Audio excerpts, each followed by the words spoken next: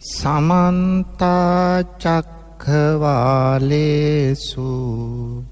අත්‍රා ගච්ඡන්තු දේවතා සද්ධම්මං මුනි රාජස්ස සුනන්තු සක්ක මොක්ඛදං ධම්මස්සවන කාලෝ අයං බදන්තා ධම්මස්සවන කාලෝ අයං බදන්තා ධම්මස්සවන කාලෝ අයං බදන්තා නමෝ තස්ස භගවතු වරහතු සම්මා සම්බුද්දස්ස නමෝ තස්ස භගවතු වරහතු සම්මා සම්බුද්දස්ස නමෝ තස්ස භගවතු අරහතු සම්මා සම්බුද්දස්ස. ගරුතර මහා සංඝරත්නයන් අවසරයි ශ්‍රද්ධාවන්ත පින්වතුනි, ලක්ඛණ්ඩ ගුවන් විදුලියෙහි සිත නිවන බුදු බණ තුළින් අද ඔබට ඔබේ සිත් සතන් නිවා සනසාලන්නට බුදු බණ පදයක් සිහිපත් කරලා දෙන්න තමයි මේ බලාපොරොත්තුව. පින්වතුනි, බණ පදයක් ශ්‍රවණය කරනකොට තමයි දහම් දැනුම ධර්මඥානයේ වර්ධනය වෙන්නේ. අහපු බණපදයක් නැවත නැවත ශ්‍රවණය කරනවා නම් පින්වතුනි, අපිට අපේ දහම් දැනුම හොඳින් ස්ථාපිත කරගන්න පුළුවන් වෙනවා. ඇදතැන් තිබුණා නම් ඒවා ඍජු කරගන්න පුළුවන් වෙනවා. වැරදි තැන් තිබුණා නම් ඒවා නිවැරදි කරගන්න පුළුවන් වෙනවා. ඒ විතරක් නෙවෙයි පින්නතුනි, යම් යම් සැක ස්ථාන තිබුණා නම් ඒ සැක දුරු කර ගැනීමට අවස්ථාව සැලසෙනවා පින්නතුනි. පින්නතුනි, අපේ හිත හැම වෙලාවෙම එකම අරමුණක පවතින්නේ නැහැ. අපි නිතරම පංචේන්ද්‍රයන්ගෙන් පංචකාම වස්තුන් ග්‍රහණය කරගන්නවා. එහිදී වෙන්නේ අපේ සිත තුළ ඇලීම් ගැටීම් ඇති වෙන එක. නිමිති අනුනිමිති පහළ වෙන එකයි. ඒ නිසා සිත බොහොම චංචලයි. සුළඟට ලෙලදෙන කොඩියක් වාගේ හැම වෙලාවෙම සෙලවෙමින් අලුත් අරමුණු තමයි ඇති වෙන්නේ. පින්වතුනි, අපි අෂ්ටලෝක ධර්මයට නිතර මුහුණ දෙනවා. ලාභ ලාභ යසායස නින්දා ප්‍රශංසා සැප දුක්. මේ අෂ්ටලෝක ධර්මය හමුවෙහි අපිට ලාභයක්, කීර්තියක්, ප්‍රශංසාවක් ලැබුණොත් අපිට පුළුවන් වෙනවා අපේ සිත සතුටු කරගන්න. උද්දාමයටපත් වෙනවා. ලාභයේදී අපි කැමති, අපි බොහොම සතුටටපත් වෙලා තමයි ඒ ගැන හිතන්නේ, බලන්නේ, හොයන්නේ. ඒත් අපට අලාභයක්, දුකක්, කනස්සල්ලක්, නින්දාවක්, අපහාසයක් ආවහම අපි මානසික වැද වැටෙනවා පින්නතුනේ.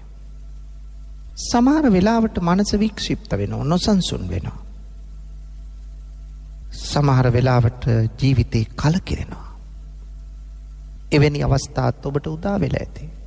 ජීවිතේ එපා වුණු අවස්ථාත් ඇති. ඒ එපා වෙනවා නම් අපිට එපා වෙලා තියෙන්නේ බලන්න හොඳට හිතලා කිසියම් ප්‍රශ්නයක් නිසා.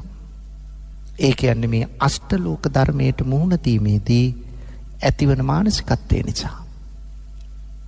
එවැනි අවස්ථාවන් වලදී හිතේ සතුට සහනය සංසිඳීම ඇති කරගන්න අපට පිහිටවන එකම ඖෂධය ධර්මයේ පමණයි පෙන්වතුනි. වෙනත් දෙයක් ලෝකේ නෑ ධර්මයේ තරම්. ඔබත් මගේ ජීවිත පින්වතුනි අංග සම්පූර්ණ නෑ. අපි කාගේ ජීවිතවල යම් යම් දුර්වල අඩුපාඩුකම් තියෙනවා. අන්න ඒවා පිරිමසා ගන්න පියවා ගන්න අපට ඕන වෙන්නේ ධර්මය. මෙලෝ වශයෙන් ජීවිතේ සාර්ථක කරගන්න. පරලොව ජීවිතය සුගතිගාමී ප්‍රතිසන්දියක් ලබන්න හැකියාව ලැබෙන්නේ බණපදයකින්. පින්වතුනි කෙනෙක් මිත්‍යා දෘෂ්ටියක ඉන්නවනම් අන්නේ මිත්‍යාවෙන් අත් මිදලා සම්‍යක් දෘෂ්ටියට ප්‍රවිෂ්ඨ වෙන්න ධර්මයයි බලපාන්න. බණපදයකින් තමයි ඒ පුද්ගලයා තුළ සම්‍යක් දෘෂ්ටිය සම්‍යක් ඥානය ඇති කරන්න පුළුවන් වෙන්නේ. පින්නතුනි මේ සියල්ලටම වඩා අපි අනවරාග්‍ර සංසාරයේ සැරිසරන අය අනමතක්කෝ යං භික්කවේ සංසාරෝ මහණෙනි මේ සසර අනවරාග්‍රයි. නිමක් මුණක් නැති මේ සංසාරේ අනන්ත විඳින දුක් දුරු කරගෙන උතුම් අමා මහ නිවන සාක්ෂාත් කරගන්න බලපාන්නේ බණපදයක්. මේ ලෝකේ කාටවත් පින්නතුනි බණපදයක් අහන්න නැතුව නිවන් දකින්න බෑ.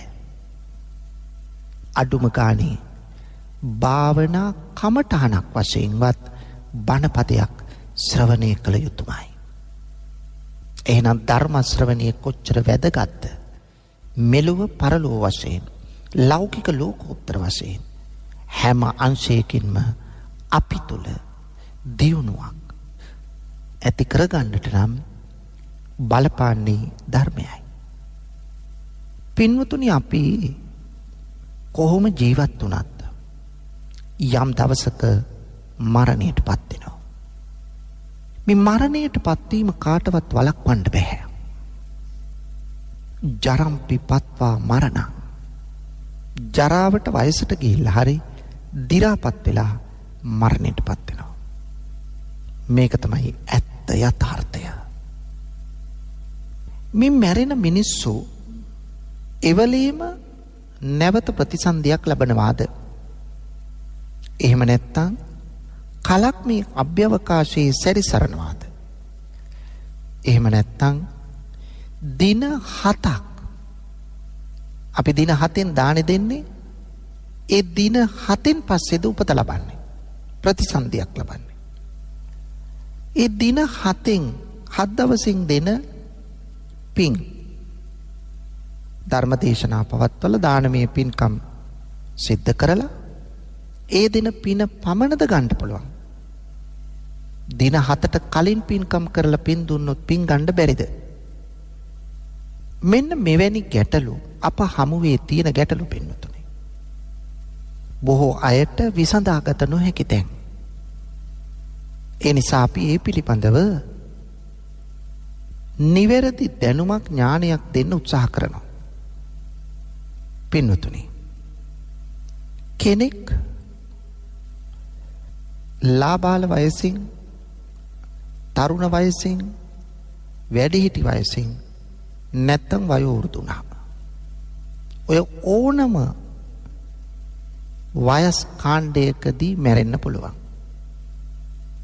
මටත් ඔබටත් අපි දෙගොල්ලටම මේ මරණය උරුමයි. මේක සිහි කරන්න කැමති වුණත් අකමැති වුණත් මේක දැනගත්තත් නොදැනගත්තත් යථාර්ථය එකයි. අපි කවුරුත් මැරෙනවා. නමුත් ඒ සිහි කරන්න කැමති නැහැ. කොයි වෙලාවෙ කොයි ආකාරයෙන් මලත් සිහිය ඇතුව මලත් සිහිය නැතුව මලත්. ජරාවට පත් වෙලා මලත්. හදිසි රෝගයකින් මලත්. සියදිවි හානි කරගත්තත්. සියදිවි හානි කර ගැනීම විවිධ අවස්ථා තියෙනවා. කෝච්චියට බෙල්ල තියෙනවා. ගඟේ මූදි පනිනවා. වහ බොනවා. ගෙලවැලලා ගන්නවා. වෙඩි තියා ගන්නවා. බෝම්බ පත්තු කර ගන්නවා. මෙවැනි අවස්ථා ඕනේ තරම් තියෙනවා. මේ අවස්ථා කොතෙකුත් තිබුණත් මරණාසන්න මොහොතට ආවහම අවසානයේ ඇති වෙනවා චුතිසිත කියලා එකක්. චුතිසිත කියලා කියන්නේ මෙලොව ජීවිතය අවසන් වෙන මොහොතේ ඇතිවන සිත සහ සිතුවිලි. ඒ ඇතිවන චුතිසිතේ ස්වභාවය අනුව තමයි ඊළඟ භවයේ ප්‍රතිසන්දිය සිදුවන්නේ. අවසාන සිතට යහපත් සිතුවිල්ලක් ආවොත් ඒ යහපත් සිතුවිල්ල අනුව ඊළඟ භවයේ හොඳ උපතක් ලැබෙනවා. අවසාන සිතට අයහපත් සිතුවිල්ලක් ආවොත් ඒ අනුව ඊළඟ භවයේ අයහපත් ප්‍රතිසන්දියකුයි ලැබෙන්නේ. පින්වතුනි, අපිට බලපාන අවස්ථා තියෙනවා. අපි ජීවිත කාලෙ කරපු කුසල අකුසල් තියෙනවා. මේ කුසල අකුසල කර්මවලට අනුව අපට අවසාන චුතිසිත සකස් වෙනවා. මේක සිහිය ඇතුව මලත් සිහිය නැතුව මලත් චුතිසිත ඇතිවීම සිද්ධ වෙනවා. කෙනෙකුට හිතෙන්න පුළුවන් සිහිය නැතුව මලොත් එවැනි තත්වයක් නෑ, චුතිසිතක් ඇති වෙන එක නෑ කියලා. නෑ, චුතිසිත ඇති වෙනවා. සිතයි සිහියයි කියන්නේ මා නිතරම කියලා තියලා තියෙනවා දෙකක්. සිත පාලනය කරන්නේ සිහිය විසින්. ඒ නිසා සිහිය තමයි සිතේ පාලකයා. එතකොට සිහිය නැති උනායි කියලා සිත නැති වෙන්නේ නැහැ. සිත තියෙනවා. සිහිය නැති වුණොත් වෙන්නේ සිතට ඇතිවෙන සිතුවිලි පාලනය කරන්න කෙනෙක් නැති වෙන එක විතරයි. හැබැයි සිතට සිතුවිලි ඇති වෙනවා. ඒක නතර කරන්න බෑ. එහෙනම් අවසාන මොහොතේ මරණාසන්න මොහොතෙත් මෙන්න මේ විදියට සිතට සිතුවිලි ඇති වෙනවා. සිහිය ඇතත් සිහිය නැතත්.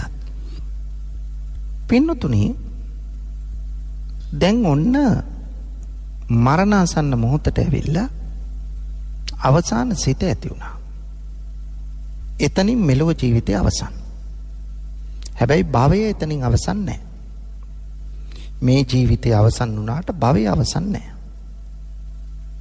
මේ ජීවිතය එතනින් අවසන් වුණාට අපි තුල තණ්හාව අවිද්‍යාව තියෙනවා. තණ්හාව තියෙනවා නම් අල්ලා ගැනීමක් තියෙනවා. ඒ නිසා ඊළඟ භවයකට අපි යනවාමයි. අපි මැරිලා ගිහිල්ලා උපදින ස්ථාන 31ක් තියෙනවා. ඒ 31 කවර තැනක හෝ ප්‍රතිසන්දියක් ලබනවා අපි තුල තෘෂ්ණාව තියෙන නිසා. මා කිව්වා යහපත් චුතිසිතක් ඇති වුණොත් මනුෂ්‍ය ලෝකේ උපදින්න පුළුවන්. දිව්‍ය ලෝක 6න් එකක උපදින්න පුළුවන්. ප්‍රතිසන්දිය ලබන්න පුළුවන්. ඊළඟට ධානය ලබාගෙන තියෙනවා නම් බ්‍රහ්ම ලෝකයක උපදින්න පුළුවන්. ප්‍රථම ධානය, ද්විතීය ධානය, තෘතීය ධානය, චතුර්ථ ධානය. ධානය ලබාගෙන නැත්නම් බ්‍රහ්ම ලෝකේ යන්න බෑ. එහෙනම් අපිට වෙන්නේ කලපින් අනුව මනුෂ්‍ය ලෝකේ හෝ චාතුරු මහා රාජිකේ තාවතින්සේ යාමය තුසිතය නිම්මාන රතිය පරනිම්මිත වශවර්ති යන දිව්‍ය ලෝක 6න් එකක උපදින්න. දැන් පින්වතුනි, මනුෂ්‍ය ලෝකෙ ඉපදෙනවා නම් මව් කුසක පිළිසිඳගෙන තමයි නියම උපතක් නම් දසම සම්පූර්ණ වුණාම දින 28 ඒවා 10ක්. ඒකට තමයි දසමාසය කියන්නේ. දින 280ක්. සම්පූර්ණ වුණාම ස්වාභාවික දරුවෝ උපතක් නම් ඒ ආකාරයෙන් සිද්ධ වෙනවා. ඊට අඩු වයසෙනුත් දරුවෝ උපදිනවා. ඒ තම තමන්ගේ කර්ම ශක්තිය අනුව. මේකට කර්මය බලපානවා.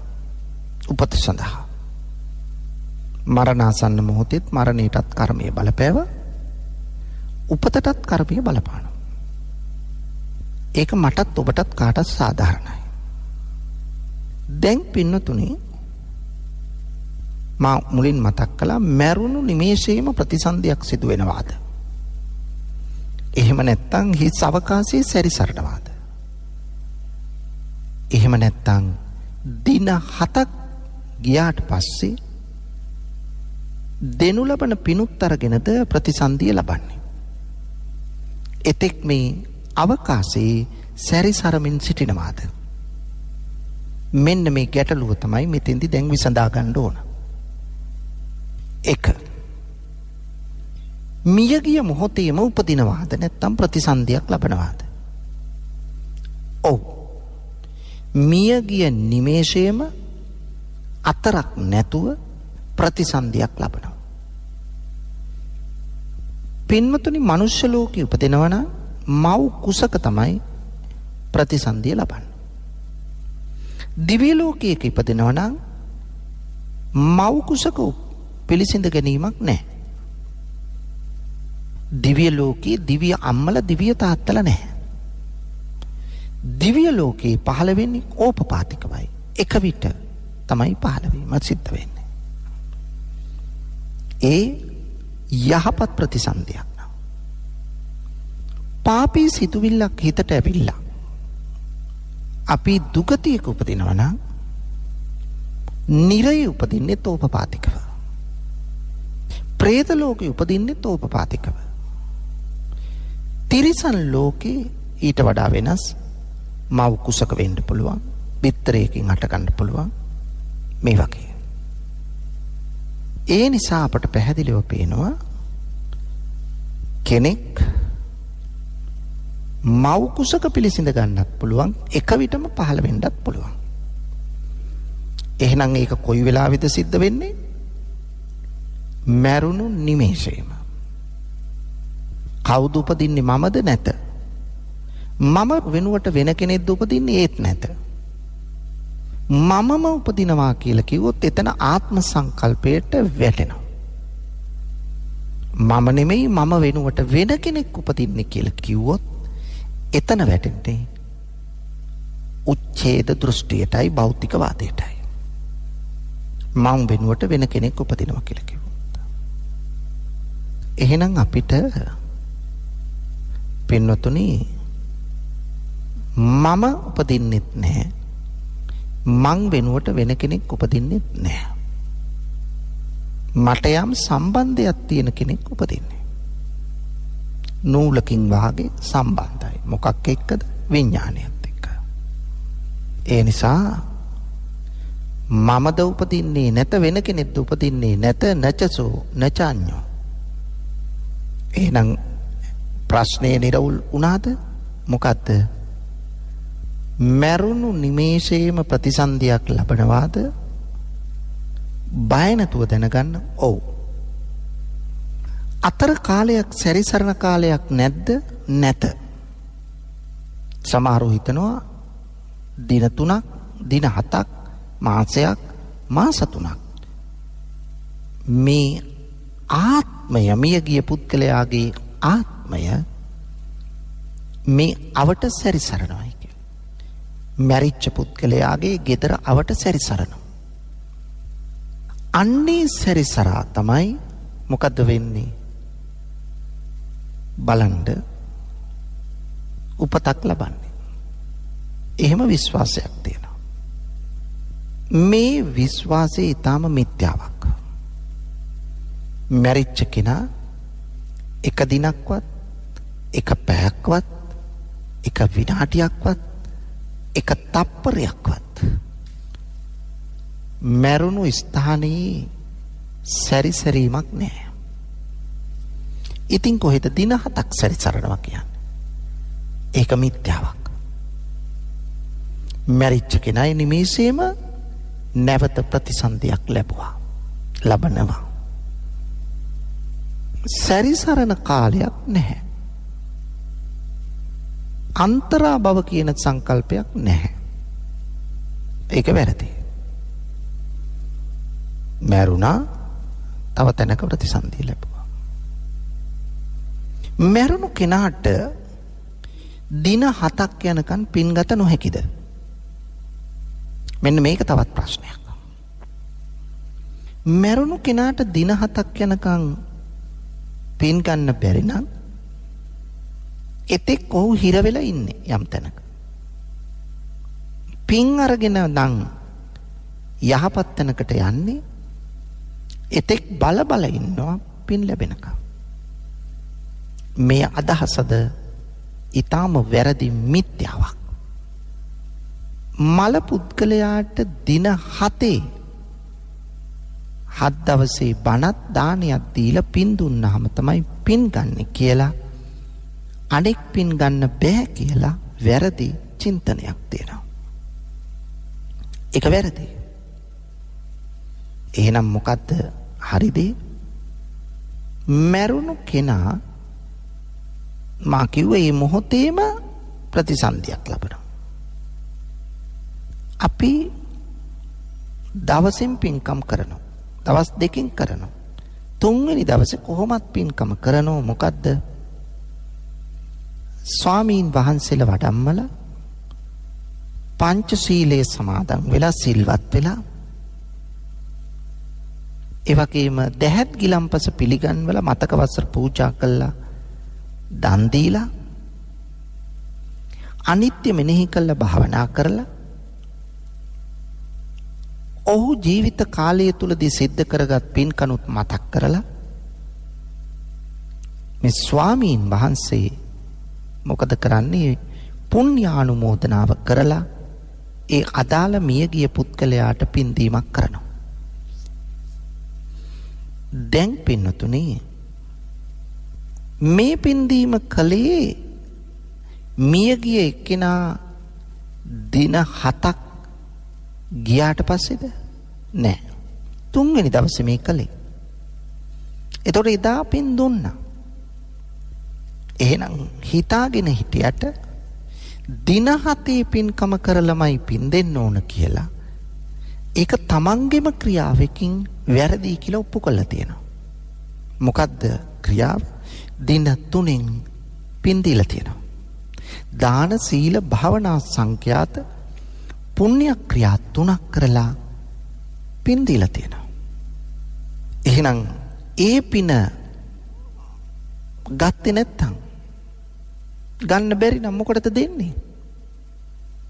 එහෙනම් පින්නතුනි දින 7ක් ගේවට සැරිසරනවාය දින 7කින්මයි පින්කම කරන්න ඕනේ කියලා වැරදි චින්තනයක් අපි තුල තියෙනවා. ඒක වැරදි. ඒ නිසා 7 දවසේ පින්කම් කළා පින් දුන්නට වරදක් නැහැ. නමුත් එතෙක් බලාගෙන ඉන්න ඕන නෑ. අපි ඊට කලින් උද්දන් දීලා පින් දෙනවා. එහෙනම් මැරිච්ච කෙනාට ඒ මැරුණු නිමේෂයේ ඉඳලා පින් දෙන්න පුළුවන්. අපිට කියන්න බෑ පින් ගනීද නොගනීද කියලා. දෙවියෙක් වෙලා සිටියොත් පින් ගනීවි. නිරේ ඉපදුනොත් පින් ගන්න බෑ. මිනිස්සෙක් වෙලා ඉපදුනත් පින් ගන්න බෑ. තිරිසන් ලෝකේ හිටියත් පින් ගන්න බෑ. පින් ගන්න පුළුවන් പ്രേත ලෝකේ පරදත්තූප ජීවී කියන പ്രേත කොටසේ උපත ලබා ඇතනම් පමණයි පින්නතුනේ. වෙනත් ක්‍රමයකට පින් ගන්න බෑ. ඒ නිසා පින් ගන්න පුළුවන් දෙවියෙකුට එහෙම නැත්නම් പ്രേත ලෝකෙත් පරදත්තූප ජීවී කියන කොටසට. ඒ කොටසට තමයි පින්ගත හැකිවන්නේ. එහෙනම් දැන් ඔබට මේ ගැටලු निराකරණය වුණා. මරිච්ච කෙනෙක් කවද්ද පින් ගන්නේ? ඒක දැන් දන්නවා. ප්‍රතිසන්දිය ලබන්නේ චුතිසිතට අනුව කොතනද දන්නවා. ඒ නිසා පින්නතුනි මේක තමයි ඇත්ත. දැන් අපි කරන පින්කම් ගත්තහම අන්නේ කරන ලද පින්කම් එහෙම නැත්තම් පව්කම් අපි පස්සෙන් ගමන් කරනවා. එය ධම්මපදයේ යමක වග්ගයේ පැහැදිලිව දක්වලා තියෙනවා. අපි දූෂිත මනෝභාවයකින් හෙවත් වැරදි මානසිකත්වයකින් යම් කිසි ක්‍රියාවක් කායික වශයෙන් යමක් කර කියනවා නම් ඊ කායික වශයෙන් යමක් කරනවා නම් මානසික වශයෙන් යමක් වාචසික වශයෙන් යමක් කියනවා නම් මනසින් යමක් හිතනවා නම් මෙන්න මේ කරන ලද කර්ම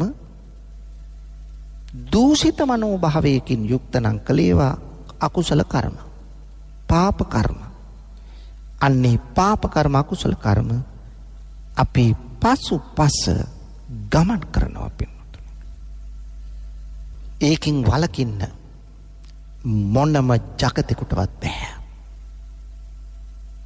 අපි හිතමු කෙනෙක් කුසල කර්ම කරලා තියෙනවා. බණ භාවනා කරන්නේ. ඔහු මැරෙන වෙලාවේ ඒ කරන ලද කර්මයකින් හොඳ චේතනාවක් හිතට ආව මතක් වුණා. ඒ අනුව මරණින් මතු යහපත් ප්‍රතිසන්දියක් ලබා ගත්තා. ඔන්න ප්‍රතිසන්දිය යහපත් වුණා. දැන් පින්නතුනි කෙනෙකුට අපි කිව්වා පින් ගන්න පුළුවන් අයත් ඉන්නවා, පින් ගන්න බැරි අයත් ඉන්නවා. පින් ගන්න පුළුවන් අය පින් අරගන්නවා, පින් ගන්න බැරි අය කරන්න දෙයක් නැහැ. දැන් බලන්න මා මතක් කරගෙන ගියේ යම් කිසි කෙනෙක් කරන ලද යහපත් වූ අයහපත් කර්මවලට යහපත් වූ අයහපත් ප්‍රතිවිපාක ලැබෙනවා. දැන් හොඳම උදාහරණයක් මං කියන්නම්. ඒ තමයි පින්නතුනි සීවලී මහරහතන් වහන්සේ හා ලෝසක මහරහතන් වහන්සේ. බලන්න අපි කරන ලද කර්මය අපේ පසුපස එන විදිය. සීවලී මහරහතන් වහන්සේ සංසාරේ අනන්ත පින් කරපු උතුමෙක්. බොහෝම දයානුකම්පාවෙන් තමයි ඇවිත්තේ ඒ කටයුතු සංසාරික කලේ දන් දුන්නේ. එතකොට අපිට පැහැදිලි සීවලී මහරහතන් වහන්සේ සංසාරයේ අනන්ත දන් දුන් නිසා ලෝකයා වෙනුවෙන් හිතානුකම්පාවෙන් දයානුකම්පාවෙන් දන් දුන්නු නිසා ඒ දානානිසංස හැටියට තමයි මෙලොව ඉපදුණා. මෙලොව ඉපදිලා බලන්න පින්නතුනි පැවිද්ද ලබලා ලාභී නතර අග්‍රස්ථානයටපත් වුණා. එහෙනම් අපි කරන ලද කර්මය අපේ පස්සෙන් එනවා කියන එකට හොඳ සාධකයක්. මේ කියන්නේ කුසල කර්ම ගැන.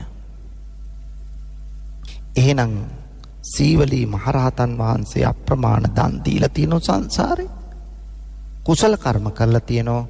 උන්වහන්සේ පසුපස මේ කුසල කර්ම ගමන් කරනවා. උන්වහන්සේට කවද කවදාවත් පිණ්ඩපාතේ වරදින්නේ නැහැ. දානය වරදින්නේ නැහැ. හැමදාමත් දානය කිසිම අඩුවක් නැතුව ලැබෙනවා. ගහක් ගලක් උඩ හිටියත් මහ මුහුදේ හිටියත් දානයේ කිසි අඩුවක් නැහැ. එහෙනම් කර්මය මේ කිව්වේ යහපත් කර්ම. කර්මය අපේ පසුපස එන බවට කදිම සාධකයක් මා මේ කිව්වේ. ඒකම බලන්න ලෝසක මහරහතන් වහන්සේ. ලෝසක මහරහතන් වහන්සේ හැමදාම පිණ්ඩපාත යනවා. කවදා පිණ්ඩපාත ගියත් කිසිම දවසක උන්වහන්සේගේ පාත්‍රයට දන් ලැබුණේ නැහැ. උන්වහන්සේ හැමදාම පන්සලට එන්නේ හිස් පාත්‍රයෙන්. මිනිස්සුන්ට පේන්නේ උන්වහන්සේගේ පාත්‍රය පිරිලා වගේ. ඒ නිසා උන්වහන්සේ හිස් පාත්‍රයෙන් පන්සලට එන අතර අනෙකුත් ස්වාමීන් වහන්සේලාට ලැබෙන දානයෙන් තමයි උන්වහන්සේටත් යැපෙන්න සිද්ධ වුණේ. හැබැයි පින්නතුනි රහතන් වහන්සේ කෙනෙක්. රහත් වෙලා කෙලෙස් නැසලා සසර ගමන අවසන් කළ උතුමෙක්. නැවත උපතක් නැහැ. ඒ වුණත් බලන්න දානය නොලැබුණු හැටි. එහෙනම් කළ කර්මය අපේ පසුපස ගමන් කරනවාද නැද්ද? ගමන් කරනවා. මේක තේරුම් ගන්න ඕන. හුඟක් අය හිතන්නේ මෙලොව පේන්නේ නැහනේ. පරලොව පේන්නෙත් නැහැ. ඒ නිසා පින්නතුනි හුඟක් අය මේ කර්මය පිළිගන්නේ නැහැ. ඕවා අපේ පස්සෙන් එනවයි කියලා පිළිගන්නේ නැහැ. හැබැයි යමක් වෙනකන් ඔහොම ඉඳේ. කවද හරි දවසක ඔය කරන ලද කර්මවලට ප්‍රතිවිපාක එන එක වළක්වන්න බෑ. ඒක කුසල කර්මයක් වුණත් අකුසල කර්මයක් වුණත් එහෙමයි. අකුසල කර්මයක් ගත්තොත් කරන කලට පව් මීරිය මීසේ විඳින කලට දුක් දැඩි වෙයි ගිනිසේ ඇඳින එපව් දුරලන උපදේශේ නුදුන මැනවි තුන් දොර අවකාශේ. බලන්න කොච්චර ආදර්ශයක්. තමන් කරන ලද කර්මය තමන් පස්සෙන් එනවා. වැරදි කළොත් ඒවට දඬුවම් විඳින්න. ඒවට කර්ම විපාක විඳින්න සිද්ධ වෙනවා. මේක තමයි කර්මයේ ස්වභාවය. එහෙනම් අපි යම් කර්මයක් කළොත් ඒක කුසල කර්මයක්ද අකුසල කර්මයක්ද ගැටලුවක් නැහැ. ඒක අපේ පසුපස එනවා. කුසල කර්මයක් කරලා තිබුණොත් ඒක අපේ පස්සෙන් ඇවිල්ලා අපිට සැප විපාක දෙනවා. අකුසල කර්මයක් කරලා තිබුණොත් ඒව අපේ පසුපස ඇවිල්ලා දුක් විපාක ගෙන දෙනවා. මේක තමයි ස්වභාවය පින්නතුනේ. අපි ඒක තේරුම් ගන්න ඕන. බුදුරජාණන් වහන්සේ තාම ලස්සනට මේ දේශනාව කළා. එහෙනම් අපේ ජීවිතයේ තුල පින්නතුනි අපි හොඳ කර්ම, කුසල කර්ම, යහපත් කර්ම, පුණ්‍ය කර්ම, සදාචාරාත්මක දේ සිද්ධ කරන්නට තමයි හැම මොහොතකම උත්සාහ කරන්න ඕන. එහෙම වුණොත් අපි සාර්ථකයි. නැත්තම් අපි අසාර්ථකයි. මොහොතක් පාසා හිතන්න ඕනේ ඒකයි. දැන් අපි අර මැරිලා දින 3න් පින් දුන්නා. එතකොට මේ පින ගන්න ඔහුත් වාසනා ගුණයක් තියෙන්න ඕන. අපිට හරියටම කියන්න බෑ මේ පින ගත්තාද නැද්ද කියලා. මොකද පින් අවශ්‍ය නොවන තැනක ඉන්නව නම් පින් ගන්න බෑ. දැන් මනුස්ස ලෝකේ අපිට පින් ගන්න බෑ කාගෙන්වත්. දැන් අපිට ගිය භවයේ ඕන තරම් අපි මැරිච්ච තැන් වලින් පින්කම් කරනවා ඇති තවමත්. අපි වෙනුවෙන්. නමුත් අපිට ඒ පින දකින්න පුළුවන්ද? බෑ. ඒ පින ගන්න පුළුවන් දෙයක් බෑ. මොකද අපිට උසස් මනසක් තියෙනවා. ඒ නිසා අපට පින්කම් කරගන්න පුළුවන්. පින්කම් කරගන්න අවස්ථාව දීලා තියෙන්නේ ඒකයි. ඒක තේරුම් ගන්න ඕන. ඒ නිසා පින්නතුනි අපි පින්කමක් කරලා පින් දුන්නාම පින් ගන්න පුළුවන් දිව්‍ය ලෝක දෙවියන්ට, പ്രേත ලෝකේ පරදත්තූප ජීවී කියන പ്രേත කොටසට. ඔන්න ඔය කොටස් දෙකට තමයි පින් ගත හැකි. මේ දෙවියෝ අතරත් අල්පේශාක්‍ය මහේශාක්‍ය කියලා දෙවිවරු කොටස් දෙකක් ඉන්නවා. දැන් අපි පින ගන්න මහේශාක්‍ය දෙවියෙක් ඉද නැහැ. ඇයි එන්නේ නැත්තේ? ඔහු මහේශාක්‍ය වෙලා තියෙන එච්චර පින් කරගෙන. ඒ නිසා පින්නතුනි අල්පේශාක්‍ය දෙවියෙක් අපේ පින ගනී. එහෙම නැත්තම් පරදත්තූප ජීවී කියන പ്രേත කොටසේ උපත ලබා ඇතනම් අපේ පින් ගන්න පුළුවන්. එතකොට අපි මැරුණු මොහොතේ දෙන පින, දින 3කින් දෙන පින, 7 දවසෙන් දෙන පින ගන්න පුළුවන්. දැන් මැරිච්ච කෙනා අවකාශයේ සැරිසරන්නේ නැත්තම් මොකටද දින 7ෙන්ම දානෙ දෙන්නේ? දින 7ට යම කරගෙන තියෙන අපේ පහසුවට. ඒ වෙලාවට හරියටම පින ගන්න එතෙන්ට සම්බන්ධ වුණොත් ඒ පින අරගෙන සැපයකටපත් වෙන්න පුළුවන්. දැන් සමහරු කියන්නේ එහෙනම් සැරිසරනෝ දැක්කා, සැරිසරනෝ ඇඟුණා, අපේ ගෙදර പ്രേත දෝෂයක් තියෙනවා. പ്രേත දෝෂ තියෙන්න පුළුවන්. පින් ගැනීමයි പ്രേත දෝෂයයි එක වෙනස් දෙකක්. പ്രേතය වෙන්නේ කවුද? പ്രേතය වෙන්නේ මිනිස්සුම තමයි. වෙන කෙනෙක් නෙවෙයි, මිනිස්සුමයි പ്രേතය වෙන්නේ. പ്രേතය වෙන්නේ කොහොමද? පින්නතුනේ මරණාසන්න මොහොතේ අපි මැරෙන්නේ තණ්හාව නැති කල්ල නෙමෙයිනේ, තණ්හාවත් එක්ක. නමුත් අපි මරණාසන්න මොහොතේ අපේ හිත තුල අධික තණ්හාවක් ඇති වුණොත් මේ අධික තණ්හාව නිසාම අපි මැරිලා ගිහිල්ලා උපදින්නේ പ്രേත ලෝකේ. പ്രേත ලෝකේ ඉපදුණු කෙනා එහි සිටිනවාද? නැත. කොහෙද ඉන්නේ එහෙනම්? නැවතත් සොයාගෙන තමන් ආශාව තියෙන තැනට ගමන් කරනවා. ආශාව තිබුණේ ගෙදරද? ගෙදර යනවා. කුඹුරේද? කුඹුරට යනවා. වාහනේද? වාහනේට යනවා. බඩු මුට්ටු වලටද? බඩු මුට්ටු වල එක ඉන්නවා. ස්වභාවය ඔකයි. ඔන්න අධික තණ්හාවෙන් මැරුණාම වෙන දේ. හම්බ කරනෝ සල්ලි කෝටි ප්‍රකෝටි ගණන්. හම්බ කරලා ඒව වියදම් කරගන්න මාධ්‍ය නැහැ. වියදම් කළා ඉවර කරන්න බෑ. වියදම් කළා ඉවර කරන්න බැරි තැන ඒවා මගේ කියලා හිතින් බදා ගන්නවා. දැන් පරදත්තූප ජීවී කියන പ്രേත කොටස ඉපදුනොත් പ്രേත ලෝකේ උපදින්නේම තණ්හාව නිසා. උපදින අය මා කිව්වා പ്രേත ලෝකෙට වෙලා ඉන්නේ නැහැ. ඒ අය නැවතත් ගෙදර එන්න පුළුවන්.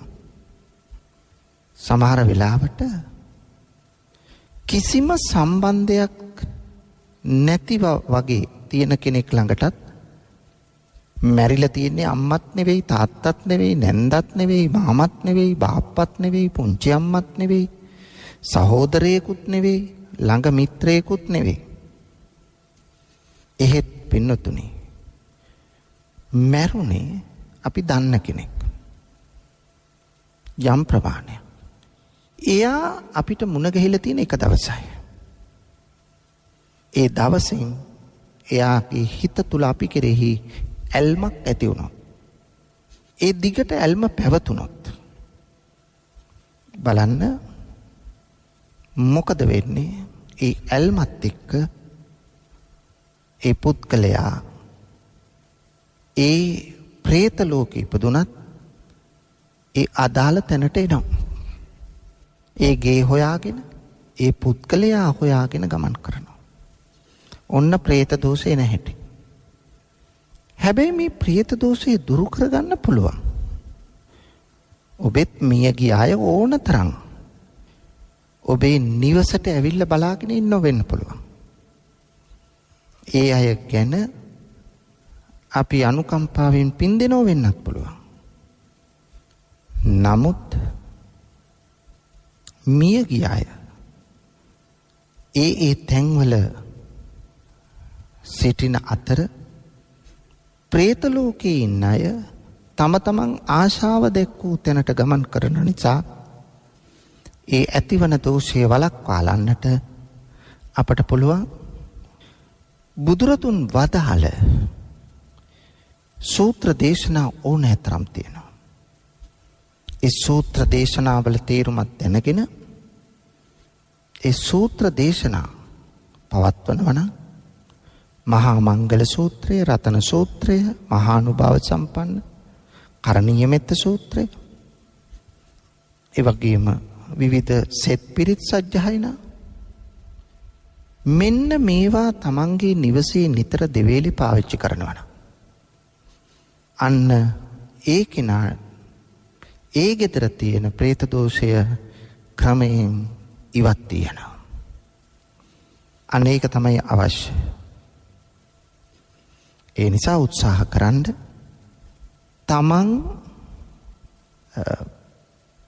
තමන්ගේ මේකෙන් කියන්නේ ආශාවෙන් මැරෙන්න කියන එක නෙවෙයි. ආශාවෙන් මැරෙන්න එපා. අතහැරලා මැරෙන්න. අතහැර ගන්න බැරුව මැරුණු කෙනා ගැනත් අනුකම්පා කරන්න. එයාට පුණ්‍යානුමෝදනාවක් කරන්න. හොඳ පින්කමක්, පින් ගන්න පුළුවන් පින්කමක්, බරපතල පින්කමක් කරලා පුණ්‍යානුමෝදනා කළොත් එයා පින් අරගෙන සතුටටපත් වෙලා പ്രേතාත්මිනුත් අත්මිදිලා ඔබටත් ආශිර්වාද කරાવી. හැබැයි පින්නතුනි, പ്രേත ලෝකේ මං කිව්ව හැම කෙනාටම පින් ගන්න බෑ. තවත් ඉන්න කොටසක් අර പ്രേත ලෝකේ වන්තාසික, කුප්පිපාසික, නිජ්ජහම තන්නිකා ආදී කොටස්. අන්නේ කොටස් වලට පින් ගන්න බැරි නිසා ඒගොල්ලෝ නිවසට ආවොත් අපි කරන දේ දන්නවනේ. ඒ අය ඔය තුම්මන් හන්දිවල, බඩ වැටිවල මේ වගේ ස්ථානවල රැඳී සිටිනවා. එහෙනම් කර්මය ගෙවලා තමයි පුළුවන් වෙන්නේ තමන්ගේ ඒ പ്രേත අපායෙන් අත් මිදෙන්න. එහෙම නැතුව බෑ. ඒ නිසා ඔබ උත්සාහ කරන්න ඕන මෙලොව ජීවත් වෙද්දී හොඳින් ජීවත් වෙන්න. තණ්හාව අඩු කරගෙන ජීවත් වෙන්න. අධික ආශාවෙන්, අධික මසුරුකමෙන්, අධික තණ්හාවෙන් මේ යන්න එපා. ඒ තැනට හිත හදාගන්න. හිත හදාගෙන මැරුණොත් අන්න ඔබට පුළුවන් වේවි හොඳ ප්‍රතිසන්දියක්, යහපත් ප්‍රතිසන්දියක් ලැබලා එතනින් නතර නොවි සංතානගත සියලු කෙලෙස් දුරු කරලා උතුම් අමා මහ නිවනින් සැනසෙන්න. ඔබටත් මෙන්න මෙවන් තත්වයක් උදා කර ගැනීමට ධෛර්ය, ශක්තිය, ප්‍රඥාව පහළ වේවායි මා ප්‍රාර්ථනා කරනවා. ආකාසට්ඨා ච බුම්මට්ඨා දේවානාගා මහිත්‍තිකා පුඤ්ඤන්තං අනුමෝදිත්වා චිරං රක්ඛන්තු ශාසනං. ආකාසට්ඨා ච බුම්මට්ඨා දේවානාගා මහිත්‍තිකා පුඤ්ඤන්තං අනුමෝදිත්වා චිරං රක්ඛන්තු දේශනං. ආකාශට්ඨා ච බුම්මට්ඨා දේවානාගා මහිත්‍තිකා පුඤ්ඤන්තං අනුමෝදිත්වා චිරං රක්ඛන්තු මං පරන්ති. අද දවසේ ලක්ඛණ්ඩ සිත නිවන බුදුබණ සුමధుර ධර්මානුශාසනාව සඳහා අපි ඊ타මත්ම ගෞරවයෙන් ආරයුම් කොට මේ ධර්ම මණ්ඩපයේ වෙත වැඩම කරවා ගන්නට යෙදුනේ දෙහිවල පැනසර සදහම් සෙනසුනේහි ප්‍රධාන අනුශාසක ශ්‍රී ජයවර්ධනපුර විශ්වවිද්‍යාලයේ හිටපු කතිකාචාර්ය දර්ශනපති පූජ්‍යපාද මාලිම්බඩ පඤ්ඤාසාර ස්වාමින් වහන්සේ. අපේ හාමුදුරුවනේ ඔබ වහන්සේ සිදු කරන ආගමික ශාසනික ධර්ම ප්‍රචාරක කටයුතු තව තවත් සිදු කරන්නට ත්‍රිවිධ රත්නයේ ආශිර්වාදයම ලැබේවායි අපි සාදු සිත පෙරදැරිව ප්‍රාර්ථනා කරමු. අවසරයි අපේ හාමුදුරුවනේ. ධර්ම ශ්‍රවණය කළ ඔබටත් සංසාර ගමන කෙලවර උතුම් වූ අමා මහ නිර්වාණ සුවය සාක්ෂාත් කර ගැනීම සඳහා චතුරාර්ය සත්‍ය අවබෝධය පිණිස මේ ධර්ම දානමය පින්කම මේ ධර්ම ශ්‍රවණය හේතු වාසනා වේවායි අපි සාදු නාදයක් පවත්වා ප්‍රාර්ථනා කරමු. ඒ ප්‍රාර්ථනාවත් සමගින් සදහැවතුනි ධර්ම දේශනාව හමාර කරමින් සමුගන්නවා. 0706 366 166 දුරකථන අංකයට කතා කිරීමෙන් හෝ කෙටි පණිවිඩයක් යොමු කිරීමෙන් ඔබටත් හැකියාව තිබෙනවා ලක්ඛණ්ඩ සිත නිවන බුදුබණ සුමధుර ධර්මානුශාසනාවන්හි දායකත්වයෙන් කටයුතු කරන්නට. ඒ වෙනුවෙන් ඔබට පිංසිත පහළ වේවා. සියලු දෙනාටම සම්මා සම්බුදු සරණයි.